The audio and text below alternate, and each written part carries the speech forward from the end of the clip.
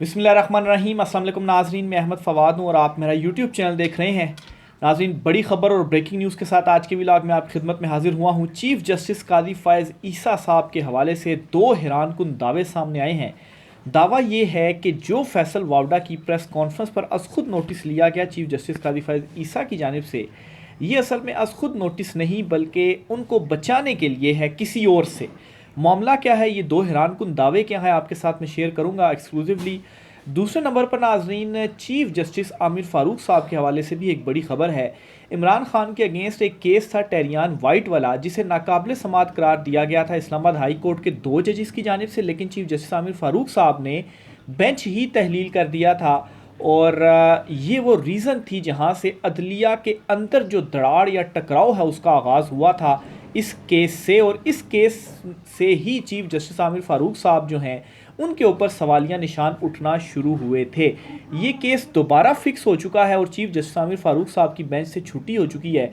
मामला क्या है, एक्सक्लूसिवली तफसीलात आपके साथ में शेयर करूंगा। और आखिर में नाजरीन, जस्टिस मोहसिन अख्तर कियानी साहब ने तमाम जो कश्तियाँ हैं वो जला दी हैं और एक खौफनाक कदम उनकी जानिब से उठा लिया गया है।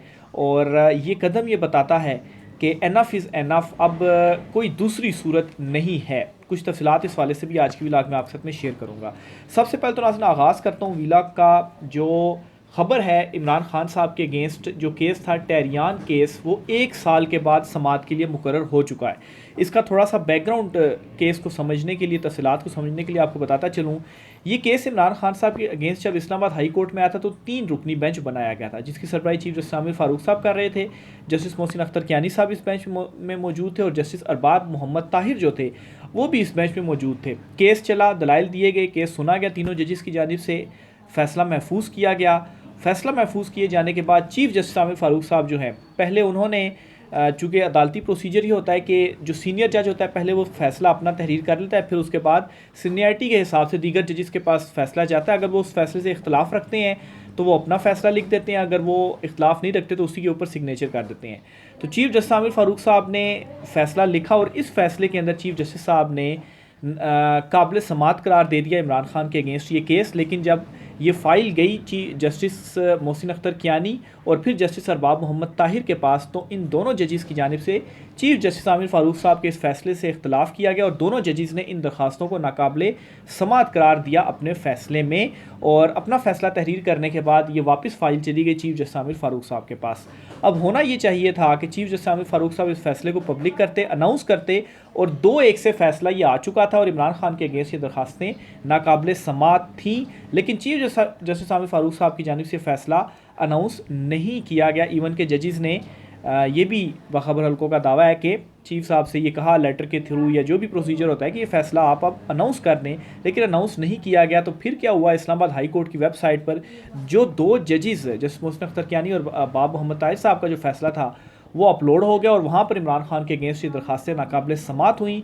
जैसे ही ये स्टेप, ये ख़बर सामने आई, ब्रेक हुई, मीडिया के ऊपर चली, तो उसके बाद इस्लामाबाद हाई कोर्ट की एक प्रेस रिलीज़ सामने आई और ये फिर बात सामने आई जी कि ये जो बेंच है यही तहलील कर दिए गए, यही बेंच तो टूट गया है, ये बेंच तोड़ दिया गया है। यानी कि 2-1 से फैसला इमरान खान के हक़ में था।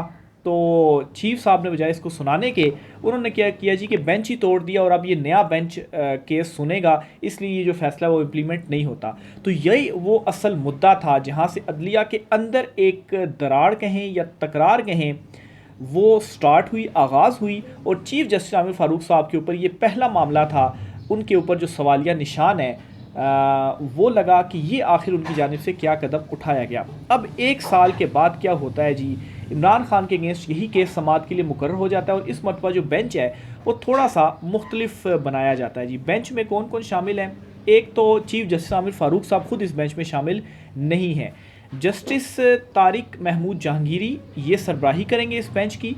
जस्टिस अरबाब मोहम्मद ताहिर और जस्टिस सिमन रिफ़त इम्तियाज़ जो हैं वो इस बेंच का हिस्सा होंगे, जो कि 21 मई को इस केस की समात करने जा रहा है। तो ये एक बड़ा केस है जो कि इमरान खान के हवाले से जो इस्लामाबाद हाई कोर्ट ने समाअत के लिए मुकर्रर कर लिया है। और इसकी टाइमिंग बहुत ज़्यादा इंपॉर्टेंट है कि 1 साल तक ये पेंडिंग रहा और उसके बाद ये जो मामला है समाअत के लिए मुकर्रर हुआ। और मेरे ख्याल से ये जो तीनों जजेस हैं जिनके ऊपर मुश्तमिल ये बेंच बनाया गया, ये वही जजेस हैं, 6 जजेस में ये शामिल हैं जिन्होंने लेटर लिखा और मुदाखलत के हवाले से आगाह किया और किसी किस्म का दबाव लेने से इनकार किया। तो मेरे ख्याल से ये एक मरतबा फिर से इमरान खान के अगेंस्ट ये केस तो लग गया है, लेकिन इसे नाकाबिल समाअत ही करार दिया जाएगा और ये इन तीनों जजेस की जानिब से फ़ैसला आएगा, जो एक मेरी ऑब्जर्वेशन है। क्योंकि एक अरसे से हम अदालती जो रिपोर्टिंग है वो कर रहे हैं, तो आप खाली बेंच बनने से या चीज़ें जब आपके सामने हो रही होती हैं तो हमें अंदाज़ा हो जाता है कि किस डायरेक्शन में अब जो मामलात हैं वो जाएंगे। तो ये बहुत बड़ी ब्रेकिंग न्यूज़ है नाज़रीन जो इस्लामाबाद हाई कोर्ट से सामने आई है। दूसरे नंबर पर नाज़रीन आपसे जो खबर शेयर करनी है वो है फैसल वावडा के हवाले से। 2 बड़े दावे सामने आए जी कि फैसल वावडा के अगेंस्ट जो खुद नोटिस लिया है चीफ जस्टिस कादी फ़ाइज़ ईसा साहब ने, बज़ाहिर तो इस तरह लगा है कि उन्हें शोकाज़ नोटिस जारी किया गया है, लेकिन असल में ये किसी को बचाने की भी एक कोशिश है। वो कैसे जी, दोनों दावे आपके सामने मैं रखता हूँ। इससे पहले आपको मैंने कल के वीलॉग में अपनी कुछ ऑब्जर्वेशन भी आपको बताई थी कि चीफ साहब उस तरह से दबंग नहीं थे इस तौहीन अदालत के मैटर को आगे परस्यू करने के हवाले से। बड़ा उनका धीमा सा लहजा था और जब उन्होंने नोटिस भी जारी किए तो उन्होंने कहा जी कि I am sorry but I have to issue notice. तो ऐसा क्यों, आई एम सॉरी क्यों? उन्होंने तौहीन अदालत की कहा भी गया अदालत की जानिब से कि बज़ाहिर ये तौहीन अदालत है, फिर आई एम सॉरी की क्या बात थी? बहरहाल सबसे पहले तो सदीक जान साहब हैं, सीनियर सहाफ़ी हमारे सुप्रीम कोर्ट में कोलीग हैं, उन्होंने ये कहा है कि फैसल वावडा वाले मामले पर काजी फ़ाइज़ ईसा ने सो मोटो लेकर इसे रेस्क्यू किया, वरना ये मामला इस्लामाबाद हाई कोर्ट में टेकअप हो सकता था। जस्टिस मोहसिन अख्तर कियानी के सामने दरख्वास्त जाने वाली थी और प्रेस कॉन्फ्रेंस करने वाले जेल जा सकते थे। यानी कि उन्होंने अपने हक़ में दलील ये दी कि अगर चीफ साहब नोटिस ना लेते तो फिर ये इस्लामाबाद हाई कोर्ट में मामला लगता और चीफ जस्टिस मोहसिन अख्तर कियानी के सामने ये मामला लगता। और जस्टिस मोहसिन अख्तर कियानी साहब ने तो उनका वो जो एक इंतहाई खौफनाक कदम उनकी जानिब से उठा लिया गया है वो भी मैं आपके साथ शेयर करता हूँ, लेकिन जो बहादुरी और जो दलेरी उनकी जानिब से एक तवातर से ये चीज़ें तो अभी सामने आई हैं ना, क्योंकि मैं तो आज से कितने साल पहले इससे सुप्रीम कोर्ट कवर कर रहा हूँ। उस टाइम भी जस्टिस मोहसिन अख्तर कियानी को मैं कवर करता था और एजेंसीज़ और लापता अफराद के मामले को जस्टिस मोहसिन अख्तर कियानी साहब देखते थे और उस वक्त जो उनके जो रिमार्क्स होते थे क्रीज से बाहर निकल कर ये मतलब है कि खेलते थे, और जो रिमार्क्स और जो स्टेप्स इनकी जानिब से लिए जाते थे क्रीज से बाहर निकल कर खेलने का मतलब ये कि बहादुरी और दलेरी इसको आप ले जस्टिस मोहसिन अख्तर कियानी जो है वो दिखाते थे। बहरहाल ये मामला उनके सामने ना चला जाए, अगर उनके सामने जाता तो फिर तो वावडा साहब तो कहीं के नहीं रहे ना, तो इस वजह से ये जो नोटिस है वो ले लिया गया। जाहिर सी बात है अगर इस वजह से लिया गया तो फिर किसको बचाने के लिए लिया गया है। और फिर ये मैं आपके साथ शेयर इस वजह से भी कर रहा हूँ क्योंकि ये सिर्फ सदीक जान साहब नहीं बल्कि नजम सेठी जो हैं वो भी यही इसी किस्म की जो बात है वो कर रहे हैं। नजम सेठी साहब क्या कहते हैं जी, ये 40 सेकंड का क्लिप बेंच बनाया खुद आ गए उसके जी।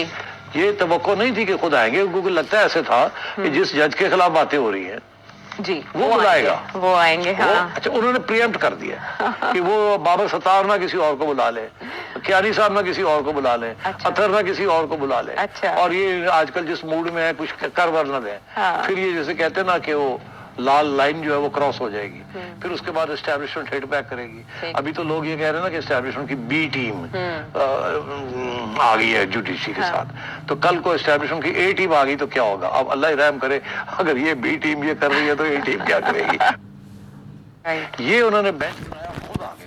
तो नजम सेठी साहब के मुताबिक जी ये बेंच इसलिए बना दिया गया कि अगर ये उन जजिस के पास चला जाता, जस्टिस अतर मुल्ला के पास, जस्टिस बाबर सत्तार साहब के पास, तो वो तो इसमें फिर किसी और को तलब कर लेते और ताकतवरों की जो अभी बी टीम सामने अदलिया के वो फिर ए टीम आ जाती तो मामलात बहुत गड़बड़ हो जाते। तो ये जो गुफ्तगू है वो नजम सेठी साहब भी कर रहे हैं। बहरहाल तौहीन अदालत के नोटिस तो शोकाज नोटिस जारी हो गए हैं। देखें इसके ऊपर 5 तारीख को मज़ीद समाअत होनी है। इस पर अब चीफ जस्टिस साहब क्या करते हैं और क्या जो जवाब है वो फैसल वावडा और मुस्तफ़ा कमाल इन दोनों की जानिब से सामने आता है। आगे चलते हुए नाजरीन आपके साथ जो बड़ी खबर है एक और वो भी शेयर करता चलूँ जी कि इमरान खान साहब ने 2 जजिस के अगेंस्ट रेफरेंस लाने का जो ऐलान है वो कर दिया है। ये 2 जजिस कौन से हैं जी? बानी चेयरमैन पाकिस्तान तहरीक इंसाफ इमरान खान का कहना है कि इनकी अहलिया बुशरा बीबी को जिस तरीके से अडयाला जेल में 5 रोज़ में 2 सज़ाएँ सुनाई गई, इस पर वो जज अबू अल हसनात और जज कुदरतुल्लाह के खिलाफ रेफरेंस दायर करेंगे। अडयाला जेल से अपने पैगाम में इमरान खान ने कहा कि अलकादिर ट्रस्ट केस भी इन्हीं केसेस की रफ्तार पर चलाया जा रहा है, जबकि दीगर सियासतदानों के मुकदमात जो कि इन्हीं अदालतों में ज़ेर इल्तवा हैं, इन पर लंबी लंबी तारीखें दी जा रही हैं। अच्छा, ये बिल्कुल वाकई है।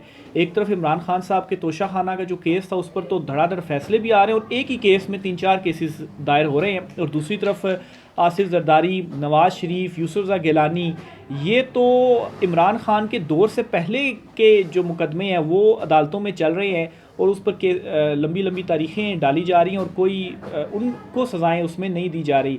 हालांकि वहाँ पर तो वाज़ेह तोशा खाना से गाड़ियाँ तो आप ले ही नहीं सकते थे, लेकिन वो ली गई। लेकिन खान साहब के अगेंस्ट घड़ी का एक बयानिया बनाकर और फिर जो है वो इनको सज़ाएँ दी गई, तो वहाँ फ़ैसले नहीं आ रहे, यहाँ बड़ी जल्दी से फ़ैसले आ रहे हैं।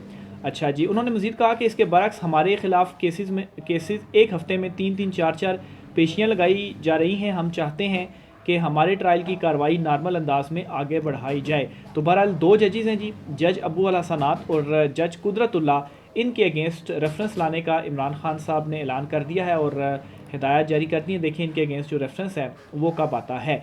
साइफ़र केस अचानक से मुलतवी हो गया। जो इसकी लास्ट हेयरिंग होनी थी, चीफ जस्टिस आमिर फ़ारूक साहब जो थे वो चैम्बर वर्क पर उस दिन चले गए और कास्ट लिस्ट अचानक से मनसूख कर दी गई थी। तो इस पर भी आज ख़बर ये सामने आ गई है कि 21 मई को अब समाअत की जाएगी इस्लामाबाद हाई कोर्ट के चीफ जस्टिस आमिर फ़ारूक साहब और जस्टिस मियां गुल हसन औरंगज़ेब, ये 2 रुकनी बेंच इस पर समाअत कर रहा है और इस केस में मुसलसल ताख़ीर हो रही है। अगर इस केस में सिर्फ 1-2 समाअतों की ये मार है, इस केस का भी फ़ैसला आना है। और इसी तरह से इद्दत केस में भी यही है कि वकील साहब भी पेश नहीं हो रहे, अदालत ये कह रही है कि हम फ़ैसला दे देंगे, लेकिन उसके बावजूद वो फ़ैसला नहीं दे रही और मुसलसल वकील साहब जो हैं वो डिले कर रहे हैं। तो इन्हीं 2 केसेस में इमरान खान अभी जेल में, इन दोनों में भी सज़ाएं मुअत्तल हो जाती हैं, तो फिर इमरान खान साहब के ऊपर कोई ऐसा केस नहीं होगा फ़िलहाल कि उनको मज़ीद जेल में रखा जाए। लेकिन अगर इन दोनों में सज़ाएं मुअत्तल हो जाती है तो एक और केस में गिरफ़्तारी डाल दी जाती है, तो फिर वो अलहदा से फिर आगे मामला चल पाएगा। जैसे सनम जावेद और दीगर के ख़िलाफ़ है, जैसी उनकी रिहाई होती है तो पता नहीं कौन से मुकदमे बनाकर तो उनको फिर से पकड़ लिया जाता है। तो ये केस भी 21 मई को समाअत के लिए मुकर्रर हो चुका है। जस्टिस मोहसिन अख्तर कियानी साहब के हवाले से बताता चलूँ जी कि जो लापता शायर और सहाफ़ी अहमद फ़रहाद हैं, उनकी अभी तक बाजियाबी नहीं हो पाई और अदम बाजियाबी पर जस्टिस मोहसिन अख्तर कियानी साहब ने अच्छा खासा इजहार बरहमी किया है और इसमें अच्छा खासा ताकतवरों को भी रगड़ा दिया गया है। क्या कहा है जी उन्होंने? सबको पता है कौन क्या कर रहा है, कानून साजी होनी चाहिए कि लापता अफराद के मामले में सज़ाए मौत हो, बंदा बाजियाब ना हुआ तो सब के ख़िलाफ़ कार्रवाई के लिए लिखूँगा। ये जस्टिस मोहसिन अख्तर कियानी साहब ने जो रिमार्क्स हैं वो दिए हैं और इससे पहले एजेंसीज़ को, ISI को और ग़ालिबन MI के IB, इन दोनों में से किसी एक को जस्टिस मोहसिन अख्तर कियानी साहब इसी मामले के ऊपर जो जवाब तलबी है वो उनसे कर चुके हैं कि जवाब दिया जाए कि ये आखिर एक बंदा है वो कैसे गायब हो गया, किसने गायब किया। और पुलिस जो बेबस है उनको भी कहा है कि चले आप नहीं हैं तो फिर हम डायरेक्ट उनको बुलाएं और उनसे जवाब लें और फिर बड़ों से भी जो जवाब है वो लिया जाएगा। तो अब उन मोहसिन अख्तर कियानी साहब ने ये रिमार्क्स दिए हैं, जस्टिस मोहसिन अख्तर कियानी साहब ने, कि अब ऐसी कानून साजी होनी चाहिए कि जो लापता अफराद हैं, जो भी इनको लापता करता है, इस मामले में सज़ाए मौत हो। ये बड़े अहम उनके रिमार्क्स हैं जी। उन्होंने मज़ीद इसमें यह भी कहा जी कि अगर मुतलका हुकाम पेश ना हुए तो वज़ीर-ए-आज़म को तलबी के नोटिस जारी करूँगा। तफ्तीश मुकम्मल नहीं हुई, मैं अभी बता रहा हूँ, ये फिंगरप्रिंट्स ही मैच नहीं करेंगे। बाइसे शर्म बात है, पूरी कौम को पता है कि लोगों को लापता जो है वो कौन कर रहा है। शायर अहमद फ़रहाद की गिरफ़्तारी के ख़िलाफ़ दायर पिटीशन में जस्टिस मोहसिन अख्तर कियानी साहब के अहम तरीन रिमार्क्स। दौरान समाअत अदालत ने इस्तफ़सार किया कि क्या पेशरफ्त हुई, तो सरकारी वकील ने बताया कि स्पेशल इन्वेस्टिगेशन टीम बनाई है, कोशिश जारी है।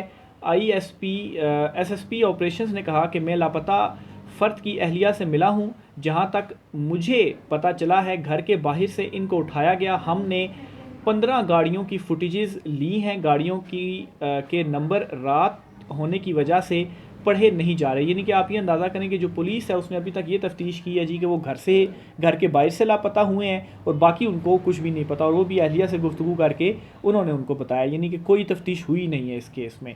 और दूसरी तरफ मोहसिन अख्तर कियानी साहब ने ये कह दिया है कि फिर इसमें वज़ीर-ए-आज़म की जो तलबी है वो भी होगी और जस्टिस मोहसिन अख्तर कियानी साहब ये करेंगे भी, क्योंकि इससे पहले वो ऐसा कर चुके हैं। जो निगरान वज़ीर-ए-आज़म अनवारुल हक काकड़ थे, इसी तरह से लापता अफराद से रिलेटेड ही केस था और जस्टिस मोहसिन अख्तर कियानी साहब ने उनको नोटिस किए और उनको बुलाया, बलूचिस्तान से रिलेटेड वो केस था। तो अब इस केस में भी जस्टिस मोहसिन अख्तर कियानी साहब जो हैं वो बिल्कुल खुलकर जो रिमार्क्स हैं वो अपने दे रहे हैं पुलिस की जानिब से आप ये समझें कि हैंड्स अप कर दिया गया है।